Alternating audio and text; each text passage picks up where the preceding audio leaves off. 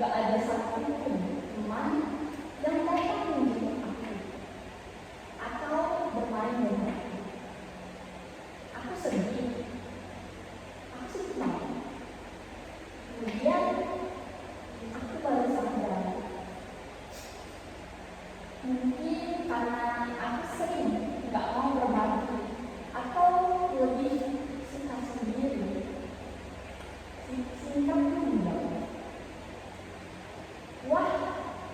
pasti terasa sedih ya. Tapi kamu hebat loh, kamu bisa sabar dan kamu bisa berubah dengan cepat. Iya Sinta, setelah aku sembuh, aku mulai menyadari dan mencoba mendekati teman-temanku. Aku mencoba bermain bersama mereka. Aku meminjamkan mereka mainanku dan aku juga sering atau senang membantu mereka di saat mereka susah. Lalu Sinta pun menjawab, dan bagaimana reaksi teman-temanmu? Untuk menjawab lagi, awalnya mereka masih ragu, tetapi lama-kelamaan mereka senang dan mulai bermain denganku. Rasanya itu menyenangkan sekali ya jika kita mempunyai banyak teman, dan aku pun tidak merasa sendiri lagi karena mereka mau menemani.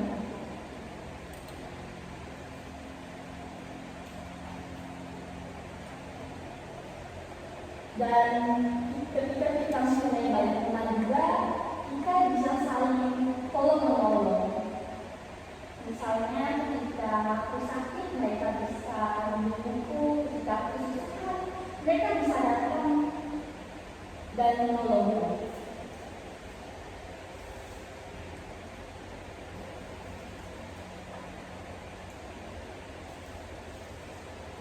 Wah, ceritanya luar biasa sekali ya anak-anak. Dari kisah ini kita dapat belajar kalau hidup kita itu sekali jika kita selalu bersama orang-orang di sekitar kita mau bergaul bersama mereka, dan ketika kita hidup bersama juga, kita pasti ketika kita kesusahan misalnya, kita bisa membutuhkan bantuan mereka. Mereka pun begitu juga, ketika mereka kesusahan kita bisa membantu mereka. Karena apa? Karena di sini kita hidup bersosialisasi dengan sama kita. Jadi sebagai makhluk sosial, kita itu harus bersosialisasi. Kita tidak boleh hidup sendiri.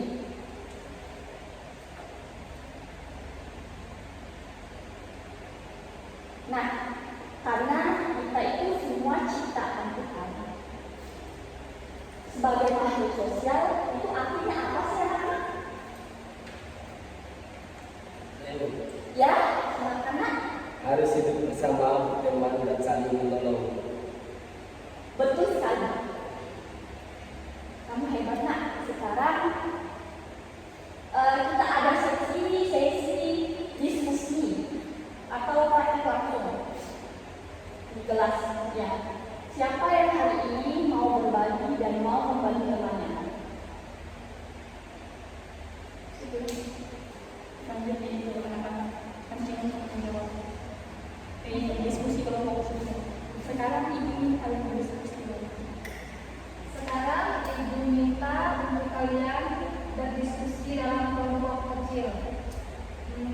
Ibu mau setiap kelompok akan menjawab satu pertanyaan. Baik, Bu.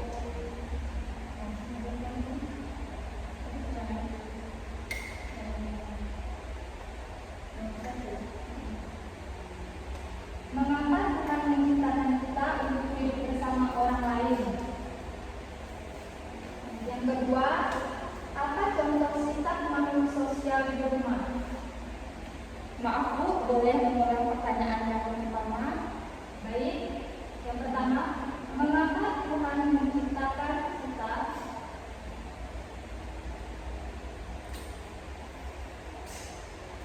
untuk hidup bersama?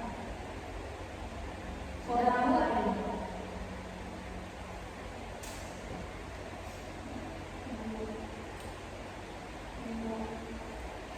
Yang kedua, apa contoh kisah makhluk sosial di rumah. Ibu Rita, kalian mencari kelompoknya. Nah, ibu satu kelompok 2 orang.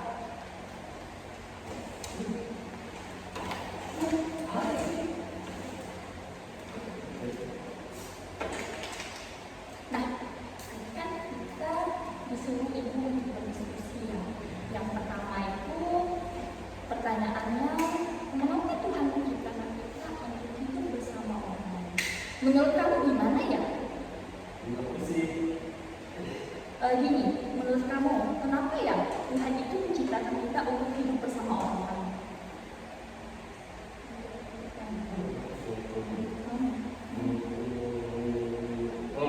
mungkin karena kita nggak bisa hidup sendiri, kita butuh bantuan orang lain. Seperti mengerjakan segala hal-hal yang pekerjaan di rumah, sekolah, dan lain-lain. Iya juga ya, itu bisa menjadi jawaban untuk kita tampilkan. Dan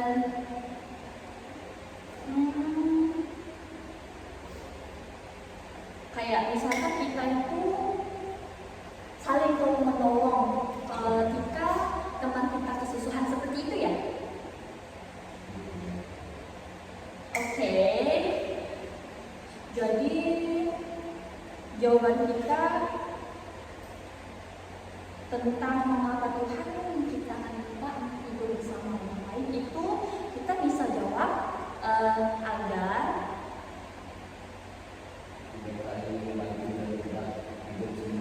nah benar, berarti kita itu harus menjawab pertanyaan dari ibu tadi itu dengan agar saling bisa membantu dan tidak hidup sendiri seperti itu ya. Oke. Ini ada pertanyaan kedua juga loh. Nah, pertanyaan yang kedua itu tadi ibu sudah menyampaikan kepada kita apa sih contoh sifat makhluk sosial itu?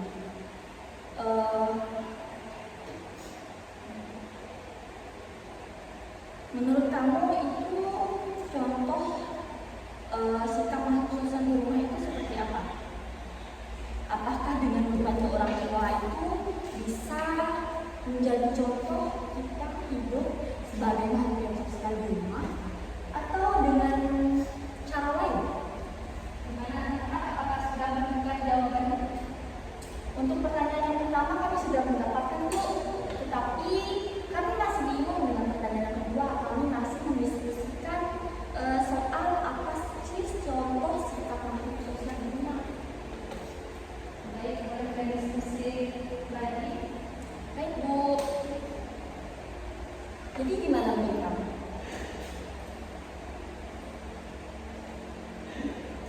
Tapi kalau misalkan menurut aku ya, kalau makhluk sosial di rumah itu misalnya itu kita bisa mencuci piring, nyapu, makan. iya ya, itu juga apa sih contoh ya, contoh sikap kita sebagai ya itu contoh kecil ya, misalnya sebagai makhluk sosial di rumah. Berarti contohnya itu dengan yang setelah yang dengan mencuci piring, iya kan? Oke. Kita catat ya.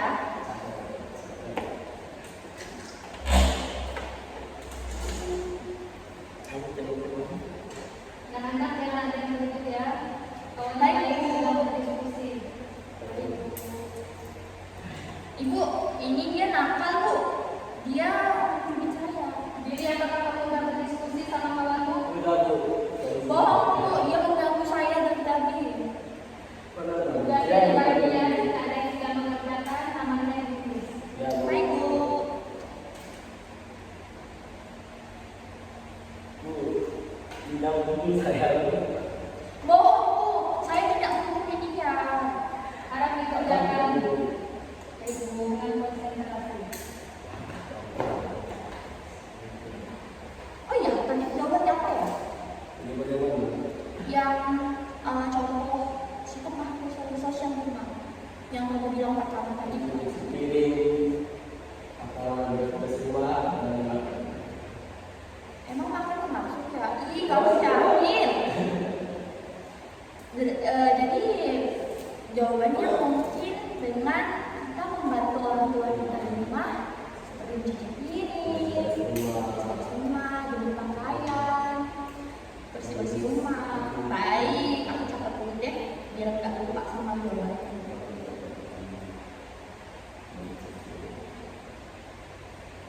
Ibu tak pernah buka.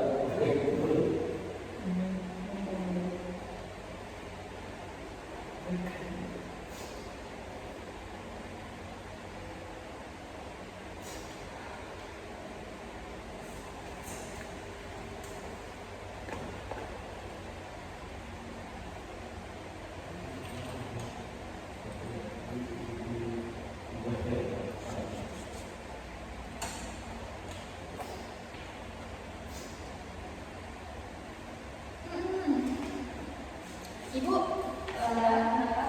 kami sudah selesai mendiskusikannya. Kalian dari kelompok berapa? Kami dari kelompok 1.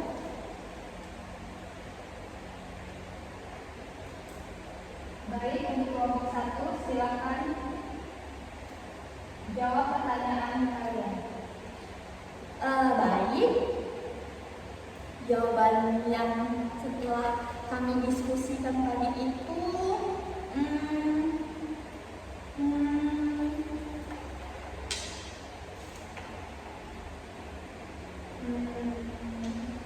jadi kita itu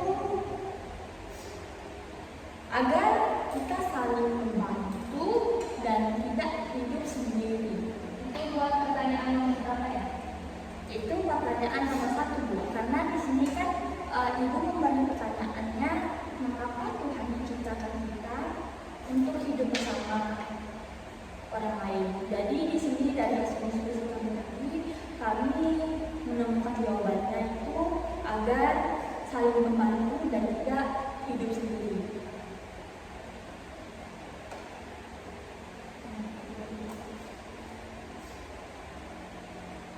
Saling membantu yang dimaksud itu seperti apa ya? Saling membantu itu kalau misalkan di yang pernah kamu alami, yang pernah saya alami, Bu. Kalau di lingkungan sekolah itu, Bu, ketika teman saya, misalkan dia ya, Bu ya, ini sebagai contoh, misalnya dia tidak ada pulpen untuk menulis. Jadi karena saya mempunyai 2 pulpen, jadi saya meminjamkan dia 1 pulpen. Apakah itu termasuk membantu? Ya, itu termasuk membantu karena si temannya tadi tidak punya pulpen. Oh, seperti itu. Terus kalau misalkan apa ya, Bu? Nggak jadi deh, Bu.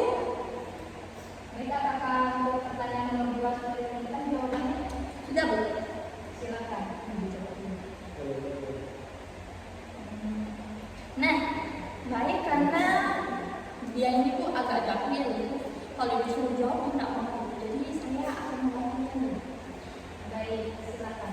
Jadi contoh sikap makhluk sosial di rumah itu seperti kita membantu orang tua kita.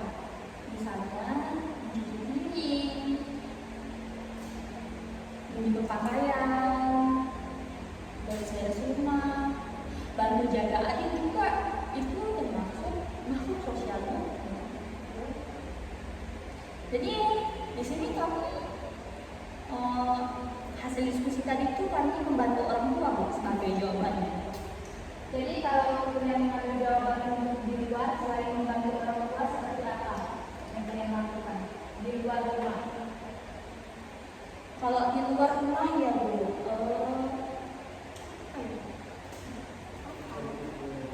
kalau misalkan membantu Bantu orang tua.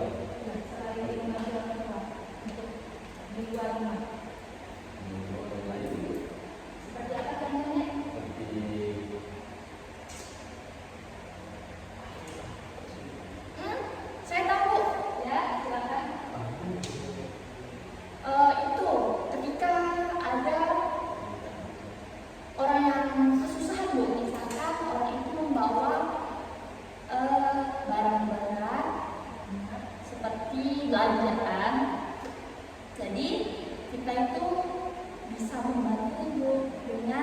membawa belanjaan tersebut. Jadi kan orang itu mungkin mereka merasa senang dulu karena barang yang mereka bawa itu tidak terasa berat lagi karena telah dibantu.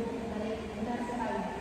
Pada saat kalian sedang melihat orang kecelakaan misalnya jatuh dari motor, apa yang kalian lakukan? Apakah menertawakannya atau menolongnya? Yang pasti menolongnya. Mungkin katanya dia jadi tawa, dari tawa. Iya Bu, benar. Karena kan kita hidup sebagai saling menolong sebagai makhluk sosial. Kan kita harus saling membantu Bu. Jadi kita tidak boleh melihat orang begitu saja tanpa harus menolongnya. Jadi ketika kita melihat orang jatuh, entah orang kesusahan, jadi kita itu harus sigap untuk menolong mereka. Tapi sekarang ini di umur anak-anak sekarang, ketika melihat temannya jatuh, tentunya pasti kalian akan menertawakannya terlebih dahulu kan, baru kalian membantunya. Kalau lebih seperti itulah. Kita di Itu kita berusaha kita beda. Ada yang menawarkannya, ada yang membantu. Seharusnya saya membantu. Apakah masih ada jawaban lain mengenai pertanyaan yang satu dan dua tadi? apa ya? Kamu ada pertanyaan?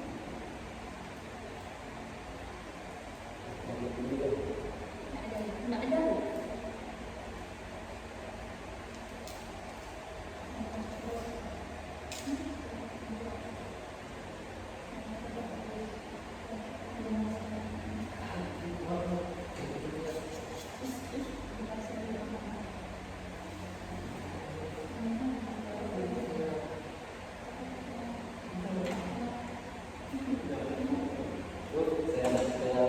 Ya baik, silakan. Mengapa Tuhan menciptakan kita untuk saling membantu dan tidak hidup sendiri? Karena itu tidak mungkin Tuhan menciptakan kita untuk hidup sendiri, sedangkan kita membutuhkan orang lain dalam hidup kita. Tentunya jika kita hidup sendiri, tentunya jika kita ingin melakukan sesuatu, pasti kita meminta tolong kepada seseorang. Contohnya seperti apa? Seperti gotong royong berdua, tidak mungkin kita melakukannya dengan sendiri. Pastinya membutuhkan orang lain. Iya ya Bu, misalnya gini ya, apa? Nah jadi dulu saya lupa. Baik, apakah ada yang lain? Tidak ada dulu. Terima kasih. Oke.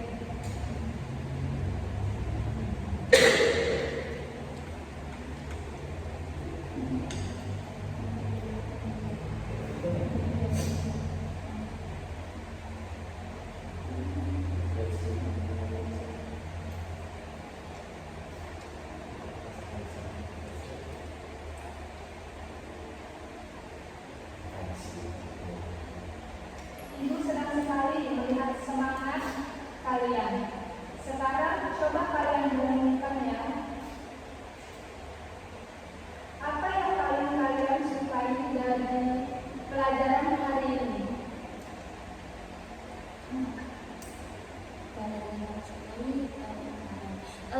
Saya pun pelajaran yang lain saya suka itu saya bisa mengerti tentang apa itu makhluk sosial. Karena sebagai makhluk sosial itu sangat penting untuk keberlangsungan hidup kita. Baik, dan Ibu ingin bertanya, apa yang kalian lakukan di rumah sebagai makhluk sosial? Saya Bu. Baik, tadi sudah kita diskusi Yang apa tadi Bu? yang tentang kita di rumah sebagai makhluk sosial. Apa yang kita lakukan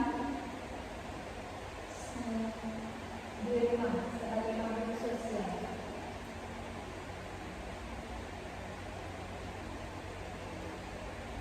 Sebagai misal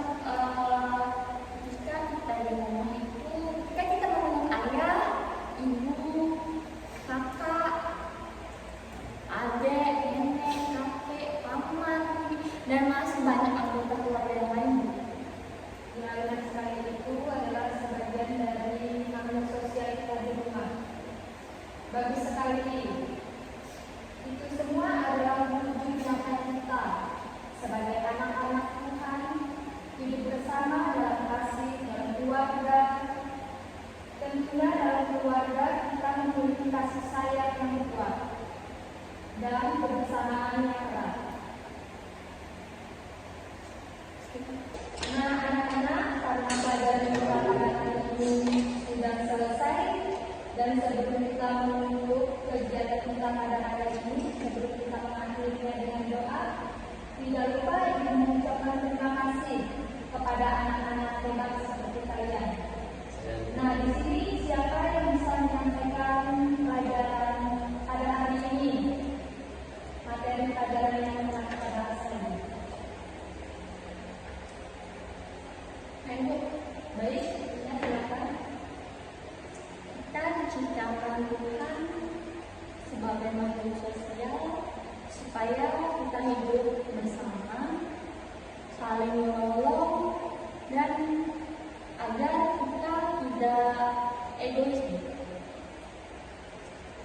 Baik, benar sekali. Apakah hanya itu saja? Tidak ada yang ingin ditanya lagi? Tidak ada, Bu. Baik, di sini Ibu akan memperdalam materi yang telah kita pelajari tadi. Nah, kita sebagai makhluk sosial tidak bisa hidup sendiri dan membutuhkan orang lain. Dalam sebagian aspek kehidupan, tentunya dalam interaksi, kerjasama, dan komunikasi dengan sesama. Tentu bagian dari ini merupakan bagian penting. Tentunya dalam memenuhi kebutuhan fisik, emosional, dan intelektual. Nah, oleh karena itu, menjaga hubungan yang baik, saling membantu, dan menghargai satu sama lain adalah wujud dari fitrah kita sebagai makhluk sosial. Nah, hanya itu saja yang dapat Ibu sampaikan. Baik, sebelum mengakhiri kegiatan pembelajaran kita, karena tadi diawali dengan doa, maka kita tutup dengan doa. Di sini Ibu minta satu anak untuk memilih doa. Ayo Bu, baik, silakan. Baik, teman-teman dan ibu-ibu sekalian, sebelum kita pulang ke rumah kita masing-masing, mari kita tutup dengan doa. Kita angkatkan dalam Tuhan kita Yesus Kristus, dalam Bapa, Putra, dan Roh Kudus. Amin. Terima kasih Tuhan atas berkat dan penyertaan pada pagi hari ini, sehingga pembelajaran kami pada hari ini berjalan sesuai dengan firman-Mu. Dan semoga apa yang kami terima dan kami pelajari pada hari ini dapat kami gunakan dan kami terapkan dalam kehidupan kami sehari-hari. Ya Bapa, semoga lagi kami yang mengulang, berkati kami dan lindungilah kami sepanjang perjalanan kami, sehingga kami dapat sampai ke tujuan kami dengan keadaan sehat dan selamat. Hanya kepadamu kami melindunginya Tuhan. Doa yang tidak sempurna ini kami sampaikan kepada Putra-Mu Kristus Tuhan dan Bapa kami. Amin. Bapa, Putra, dan Roh Kudus. Amin. Baik, terima kasih anak-anak. Sekarang kita boleh pulang.